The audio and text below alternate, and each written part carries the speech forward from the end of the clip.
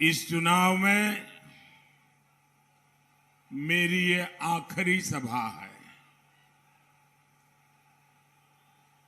उत्तर प्रदेश ने दशकों से शायद ऐसा चुनाव नहीं देखा होगा। ऐसा चुनाव जब कोई सरकार अपने काम पर, अपनी ईमानदार छवि पर भेदभाव और पक्षपात रहित विकास पर और सुधरी हुई कानून व्यवस्था के दम पर जनता जनार्दन का आशीर्वाद मांग रही हो।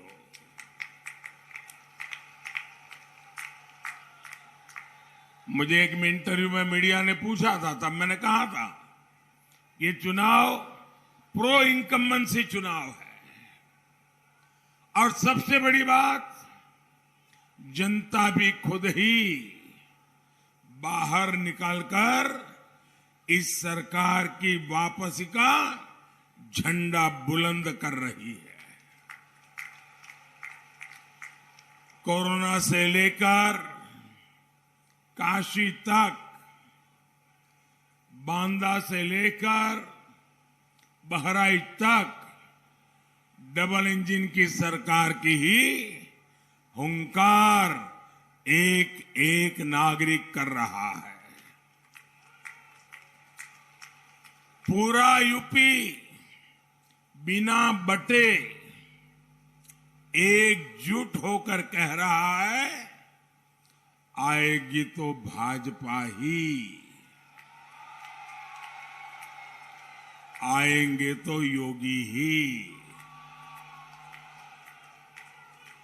यूपी के लोग यूपी को गुंडागर्दी, मनचले, माफिया, भ्रष्टाचार, भाई भतीजावाद, अवैध कब्जे देने वाली गौर परिवारवादियों को पूरी तरह नकार चुके हैं।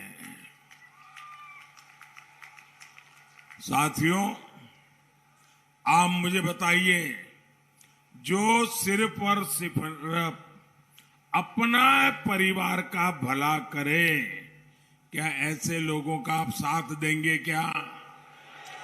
जो गौर परिवारवादी हैं, इनका साथ दोगे क्या? साथियों, ये गौर परिवारवादी की एक खास आदत है।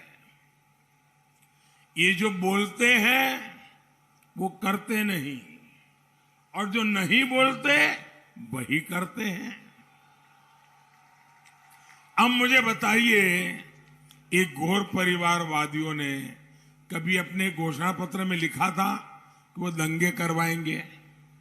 लिखा था, लेकिन किया क्या? दंगे कराना इनके घोषणा पत्र में नहीं था, लेकिन इन्होंने 5 साल दंगे ही दंगे करवाए। अवैध कब्जे और लूट खसूट इनके घोषणा पत्र में नहीं था। इनकी यही सबसे बड़ी उपलब्धि रही। स्कूलों, थानों, दफ्तरों में भाई भतीजावाद, कर्मचारियों का शोषण, ये उनके घोषणा पत्र में नहीं था, लेकिन इस पर इन्होंने मन से, पूरी ताकत से काम किया। आज एक तरफ डबल इंजन का डबल बेनिफिट है, जिसका लाभ यूपी का हर नागरिक उठा रहा है। दूसरी तरफ गौर परिवारवादियों की कोरी घोषणाएं हैं जो कभी पूरी ही नहीं हो सकती। जान ले, बनारस में सब गुरु, केहू नहीं चेला। यहां तो झूठ भरे बिल्कुल नहीं चलता। इसलिए लोग कह रहे हैं जो आज यूपी की सेवा कर रहे हैं वही अपना काम जारी रखेंगे। साथियों, चिर पुरातन काशी की आत्मा को बनाए रखते हुए कायाकल्प हो सकता है, ये विश्वास आज हर जगह दिखता है। मां गंगा हो, मां अन्नपूर्णा हो, काशी विश्वनाथ धाम हो, दिव्यता का, भव्यता और आधुनिकता से साक्षात्कार आज हर कोई अनुभव कर रहा है। पर्याप्त बिजली, बिजली के तारों का जो जाल था, उस जाल से मुक्ति, पानी की किल्लत से मुक्ति, चौड़ी होती सड़कें, नए हाईवे, नए पुल, नए फ्लाईओवर, पूरा वाराणसी जिला बदलाव की राह पर है। वाराणसी के 3.25 लाख किसान परिवारों के बैंक खाते में 450 करोड़ रुपए, 450 करोड़ रुपए पीएम किसान निधि के माध्यम से छोटे किसान के खाते में पहुंच गए। 450 करोड़ रुपया।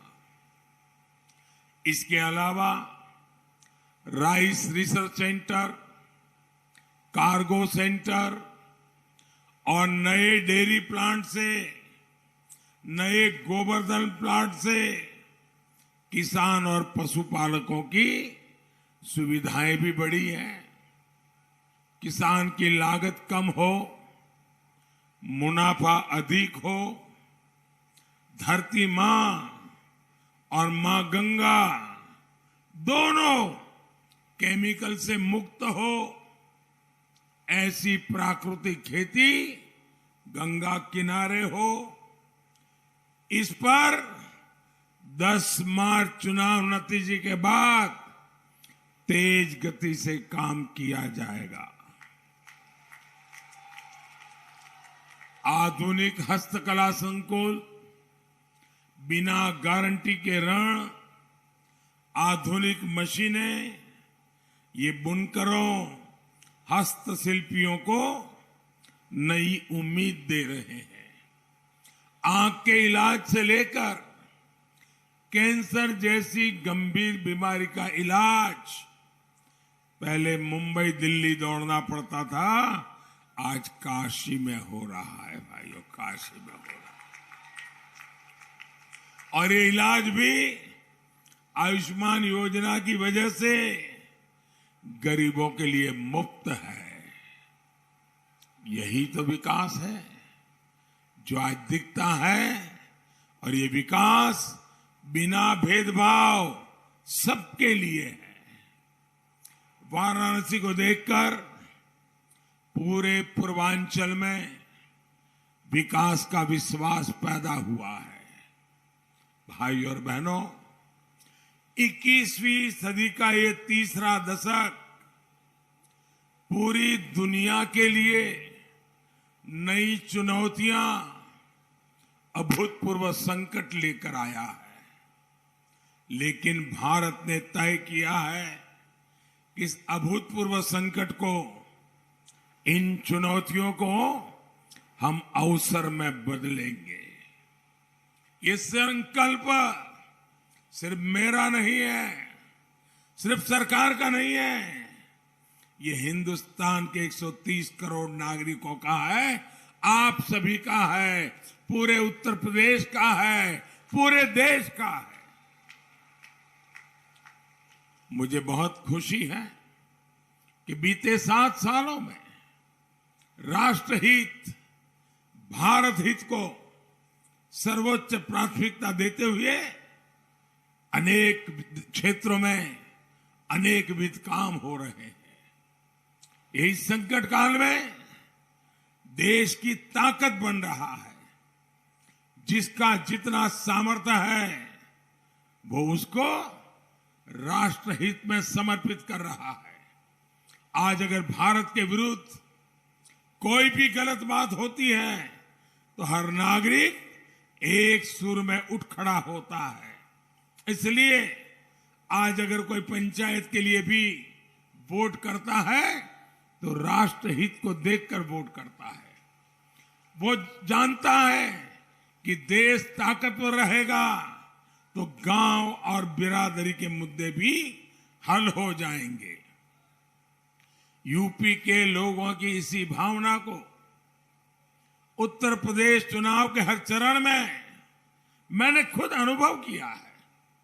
साथियों, हमारे गांवों की एक शक्ति ये भी है कि जब संकट आता है तो हर कोई गीले शिकवे भुलाकर एकजुट हो जाता है।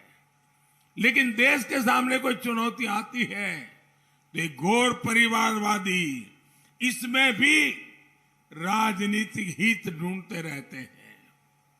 भारत की सेना, भारत के लोग अगर संकट से लड़ते हैं तो ये उस संकट को और गंभीर बनाने के लिए उसमें जो भी परेशानियां पैदा कर सकते हैं पूरी ताकत से करते रहते हैं।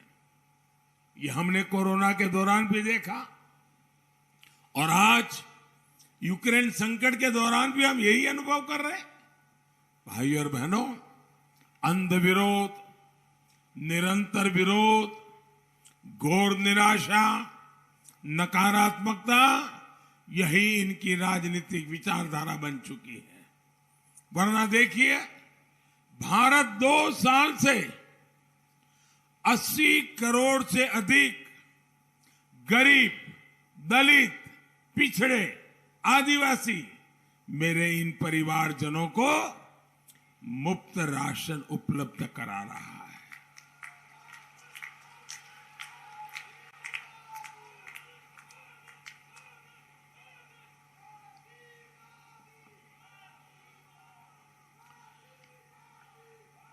पूरी दुनिया हैरान है, इतना बड़ा काम। लेकिन मुझे खुशी है कि मेरा गरीब खुश है, मेरी गरीब मां मुझे आशीर्वाद दे रही है।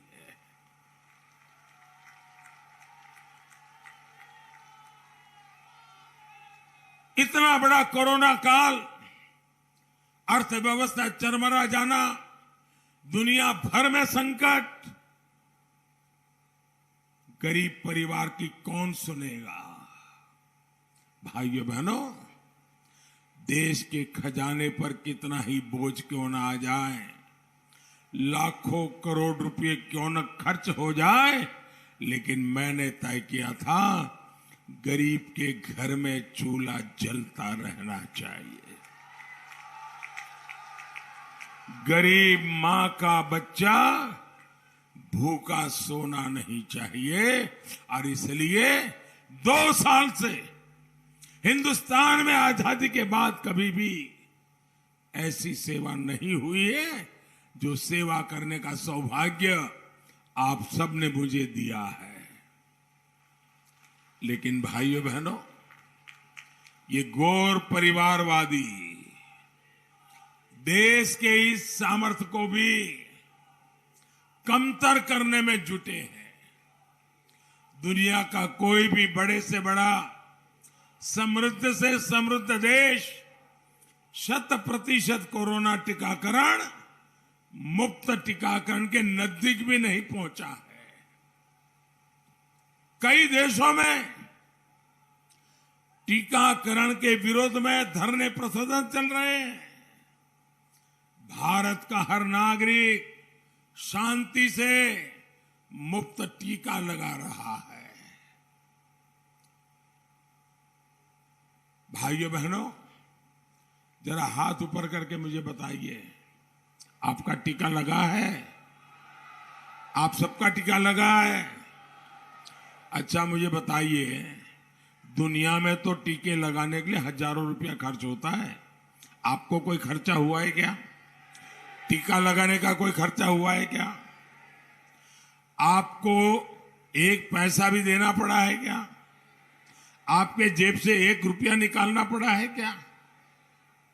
भाइयों बहनों, 130 करोड़ से अधिक भारतीयों के गौरव काल के लिए भी ये लोग गौर परिवारवादी राजनीति के रंग में रंगे लोग राष्ट्र नीति को न कभी समझ पाए हैं, न पचा पाए हैं।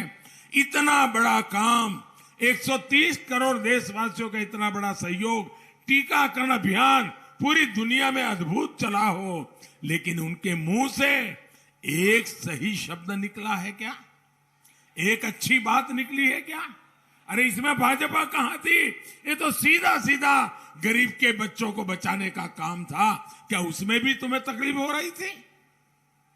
भाइयों बहनों, इन गौर परिवारवादियों की सोच यही है कि जो देश के लिए अच्छा हो उसे वो पसंद ही नहीं करते। साथियों, हमने स्वच्छ भारत मिशन शुरू किया, 10 करोड़ से ज्यादा शौचालय बनाए।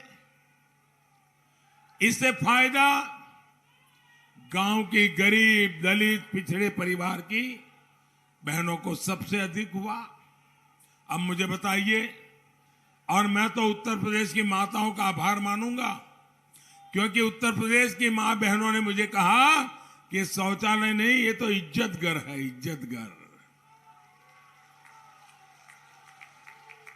ये महलों में रहने वालों को पता नहीं है दोस्तों, अगर घर में शौचालय नहीं है तो एक गरीब मां को कितनी तकलीफ उठाती है, उनको पता नहीं है। एक तरफ समाज और इज्जत की मर्यादाओं में जीने का संस्कार, और दूसरी तरफ मुसीबत। हमारे गांवों में, शहरों में भी हमारी गरीब माताओं बहनों को अगर शौचालय जाना है, शौच के लिए जाना है, तो सूरज उगने से पहले जल्दी जाने के लिए सोचती है, या तो दिन भर पीड़ा झेलती है, और जब तक शाम को सूरज ढलता नहीं वो शौच के लिए नहीं जाती है। आप कल्पना कर सकते हो उस मां को पीड़ा कितनी होती होगी, उस मां को तकलीफ कितनी होती होगी। क्या इस मां की तकलीफ दूर करनी चाहिए कि नहीं करनी चाहिए? ऐसी मां की तकलीफ दूर करनी चाहिए कि नहीं करनी चाहिए? कौन करेगा? कौन करेगा? कौन करेगा? कौन करेगा? और इसलिए भाइयों बहनों, आज गरीब के घर में भी शौचालय बनाने का काम हमने पूरे देश भर में चलाया।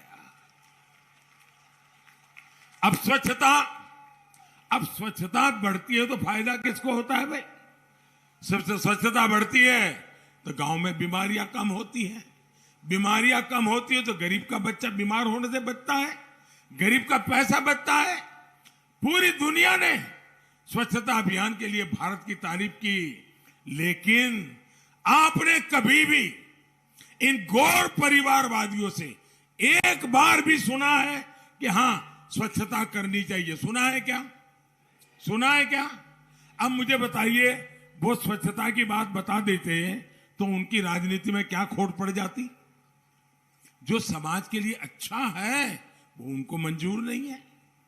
मोदी आज आत्मनिर्भर भारत, वोकल फॉर लोकल, यानी भारत में बने सामान को अपनाने की बात कर रहा है। जिसे बनाने में मेरे देश के लोगों का पसीना लगा हो, उसी को मैं अपने सर माथे पर लगाता हूं। अगर ये बात करता हूं तो भी वो उसका मखौल उड़ाते, मजाक उड़ाते हैं। आप मुझे बताइए भाइयों, बनारसी साड़ियां, उसका मैं गुणगान करूं कि न करूं? उसका गुणगान करूं कि न करूं? हिंदुस्तान के हर कोने में बनारसी साड़ी बिक जाए तो बनारस के साड़ी बनाने वालों को फायदा होगा कि नहीं होगा? मेरा बनारसी लंगड़ा आम, मैं जहां जाऊं मैं बनारसी लंगड़ा आम के गीत गाऊं तो भैया हमारा बनारसी लंगड़ा आम हिंदुस्तान में बिकेगा कि नहीं बिकेगा, मेरे किसान को फायदा होगा कि नहीं होगा। अब बनारसी खिलौने, हमारे गरीब परिवार खिलौने बनाते हैं। अगर मैं चारों तरफ कहूं कि मेरे देश में बने खिलौने खरीदने चाहिए, मेरे बच्चों के हाथ में मेरे देश में बने हुए खिलौने होने चाहिए, तो फायदा किसको होगा? खिलौना बनवाने वाले गरीब लोगों को, मेरे बनारस के लोगों को, मेरे किसानों को, मेरे बुनकरों को, हस्तशिल्पियों को, विश्वकर्मा साथियों को, और इससे उनका आय बढ़ेगा।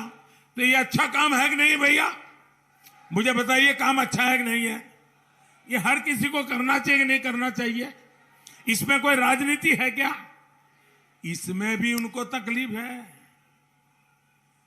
एक बार भी ये जो हमारे विरोधी लोग हैं, एक बार भी उनसे सुना कि भाई अपने देश में बनी हुई चीजें खरीदो, अपने देश में बनी हुई चीजों का उपयोग करो, हमारे देश की चीजों को बढ़ावा दो, एक बार भी सुना क्या? अगर ये आपके मित्र होते, ये आपका भला चाहते, तो आप जो चीजें पैदा करते उसको बेचने के लिए बोलते कि नहीं बोलते? बोलते कि नहीं बोलते? लेकिन उनके मुंह पे ताला लग गया है।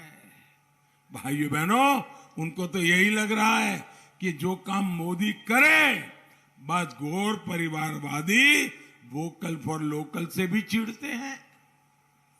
पूरी दुनिया में आज योग और आयुष की धूम मची है, लेकिन ये घोर परिवारवादी योग का नाम लेने से भी बचते हैं, क्योंकि उनको लगता है अगर योग की बात करेंगे, हिंदुस्तान के लोगों की तबीयत ठीक होगी, उनका शरीर फिटनेस अच्छी होगी, तो ये तो मोदी का गीत गाएंगे, मोदी का गौरव गान करेंगे, इसलिए योग का भी विरोध।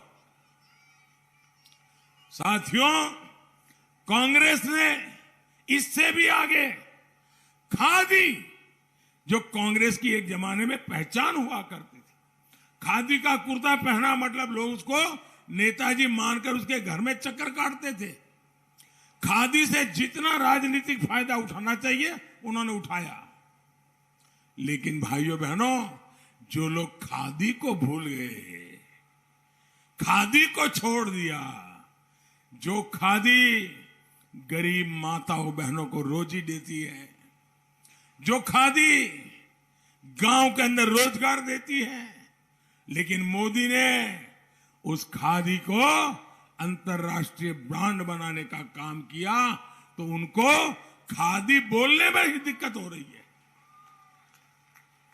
मैं अगर सिर्फ अपने इस बनारस मंडल की बात करूं ना, सिर्फ यहां की, आपको आनंद होगा भाइयों काम कैसे होता है।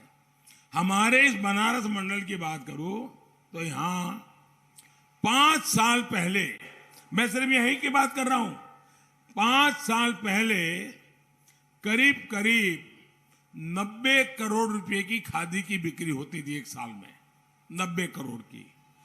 आज 170 करोड़ रुपए से ज्यादा ये खादी हमारे इस मंडल में बनती है, बिकती है। अब गरीब को रोजगार मिला कि नहीं मिला भाई? गरीब के घर में पैसा गया कि नहीं गया? पूरे देश में ही खादी से जुड़े लोगों की आय बढ़ी है, लेकिन इन गौर परिवारवादियों ने इससे भी अपना मुंह फेर लिया है। भाइयों और बहनों, इस साल देश ने आजादी के 75 वर्ष पूरे किए हैं। पूरा देश आजादी का अमृत महोत्सव मना रहा है। मुझे बताइए भाई, आपके परिवार में आपके माताजी का जन्मदिन हो, पिताजी का जन्मदिन हो, या बहू का जन्मदिन हो, या बेटे बेटी का जन्मदिन हो, तो घर के सब लोग उस जन्मदिन को खुशी मनाते कि नहीं मनाते हैं? मनाते कि नहीं मनाते हैं? मनाते कि नहीं मनाते हैं? वो पूरे परिवार का उत्सव बन जाता है कि नहीं बन जाता है? अब भारत की आजादी, हमारे आजादी के सेनानियों ने इतना बड़ा त्याग तपस्या की, बलिदान दिए, उस आजादी को 75 साल हुए। ये सब हिंदुस्तानी को गौरव होना चाहिए कि नहीं होना चाहिए? आजादी के अमृत महोत्सव का गर्व होना चाहिए कि नहीं होना चाहिए? आप हैरान हो जाएंगे, इनका दिल में मोदी के प्रति इतना विरोध भरा पड़ा है कि उनके मुंह से ये आजादी के अमृत महोत्सव का आनंद और भागीदारी करने से भी कतराते हैं। भाइयों बहनों, ये न देश का भला कर सकते हैं न आपका भला कर सकते हैं। जिनकी सोच इतनी संकीर्ण हो, जिनकी राजनीति इतनी स्वार्थी हो, जो सिर्फ अपनी तिजोरी भरने के लिए जीते हैं, वो गरीब, दलित, पिछड़े परिवारों के हित के बारे में सोच ही नहीं सकते। इसलिए 6 चरणों में इनको यूपी की जनता ने नकारा और अब 7वें चरण में आपको इनका हिसाब पूरा करना है।